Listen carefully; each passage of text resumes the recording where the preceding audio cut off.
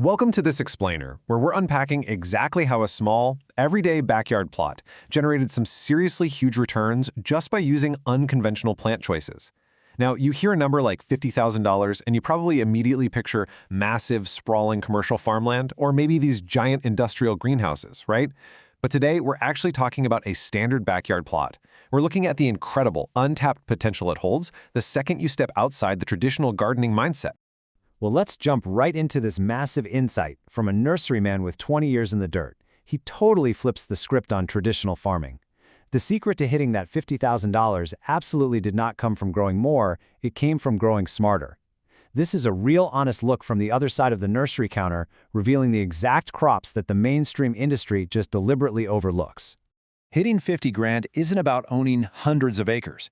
It's really about selecting crops with zero local competition and massive built-in buyer demand. We're talking about crops that premium restaurants are actively chasing down, things specialty markets literally cannot keep on their shelves, and stuff health-conscious buyers are actively searching for right this minute.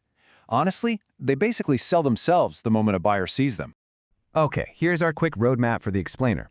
We're going to cover smarter gardening, fast indoor cash crops, high-end culinary exotics, hardy versatile perennials, cold weather and sweet surprises, and finally, how to start small and actually commit. All right, let's kick things off with Section 1, fast indoor cash crops with zero barrier to entry. The sheer speed of these indoor crops, it completely rewrites the economics of growing. I mean, think about it. You're looking at harvesting microgreens in just 7 to 14 days and fresh oyster mushrooms in 3 to 6 weeks. Compare that rapid, lightning-fast turnaround to the months you'd normally wait for a traditional backyard tomato to ripen.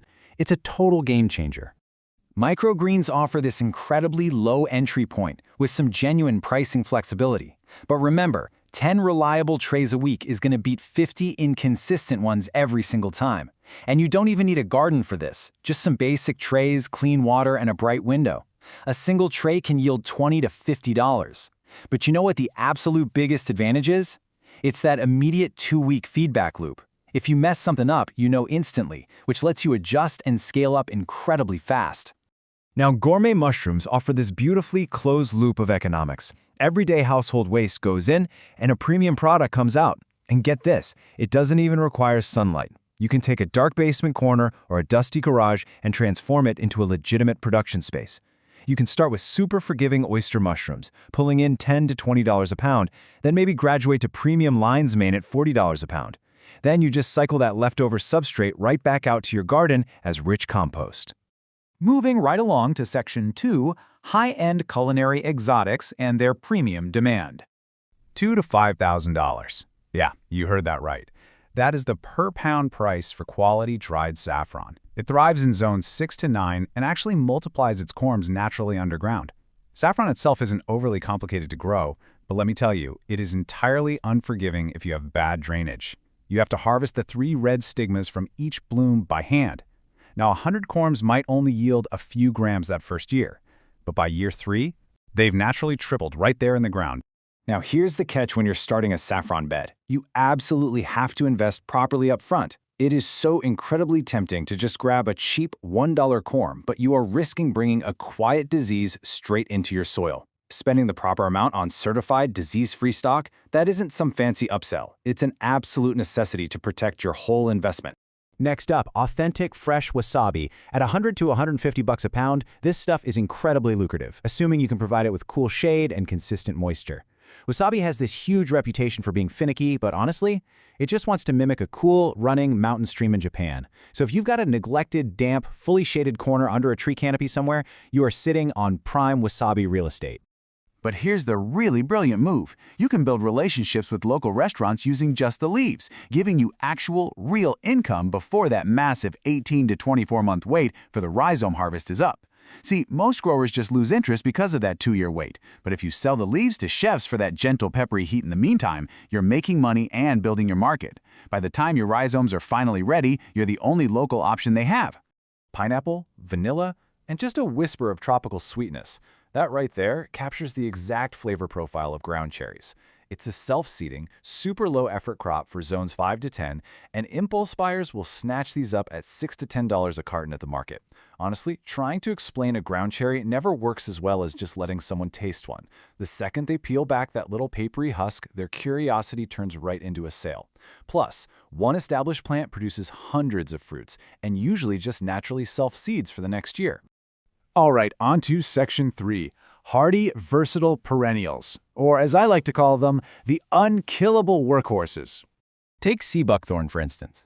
This plant treats poor soil, coastal winds, and brutal winters like it's just another day at the office. Its vitamin-rich berries are seeing massive demand in the wellness market right now. It literally thrives in conditions that would destroy most fruiting shrubs. And sure, the fresh berries are profitable at wholesale, getting $8 to $15 a pound. But extracting that cold-pressed berry oil for skincare, that unlocks an entirely different tier of income at $60 to $70 per 100 milliliters. Just remember, you do need both a male and female plant if you want fruit. Then there's lemon verbena. It has this pure, bright, clean lemon scent that has perfume makers and pastry chefs literally fighting each other for a consistent supply of leaves. Leaves that, by the way, sell for $30 to $40 a pound. The scent is somehow even more vivid than an actual lemon, and no synthetic fragrance out there can replicate it. Because of that, industries from artisan soap crafters to essential oil distillers are quietly competing to get their hands on a reliable supply. And we definitely can't forget lavender. The real magic here is how a single lavender plant completely diversifies your income across all these different premium markets, as long as you select the right cold-hardy variety, of course.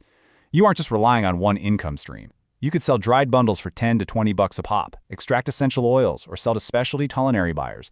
And once it's established, lavender asks for almost nothing.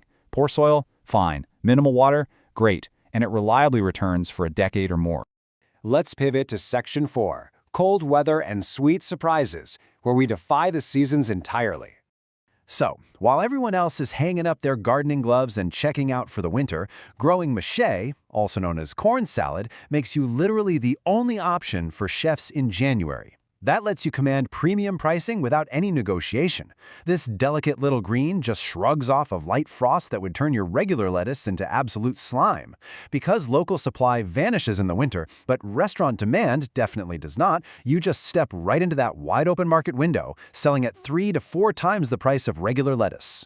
And then there's stevia. It might just look like an ordinary, kind of plain herb sitting next to your basil, but this perennial packs a huge punch. It provides incredible natural sweetness right outside your back door, and dried leaves can fetch $25 to $40 a pound. It is a highly practical, dual-purpose plant. Not only are you tapping into this massive, booming market for natural sugar alternatives, since it's 200 times sweeter than sugar, but you're also growing something you can literally pluck and use every single morning in your own coffee. Plus, you get to harvest it 4 to 5 times a year. Finally, we arrive at Section 5. Start small and commit, picking your one crop. Look, the growers who actually succeed and hit these numbers, they aren't the ones planting all 10 of these at once. They pick exactly one crop that perfectly fits their specific microclimate, and they master it completely. Do not look at this list and try to do it all. Whether it's a dark basement that's just perfect for mushrooms, or a damp, shaded corner that's crying out for wasabi, find the one crop that naturally aligns with your environment and the time you have available. They say the best time to plant was last season. But you know what? The second best time is right now.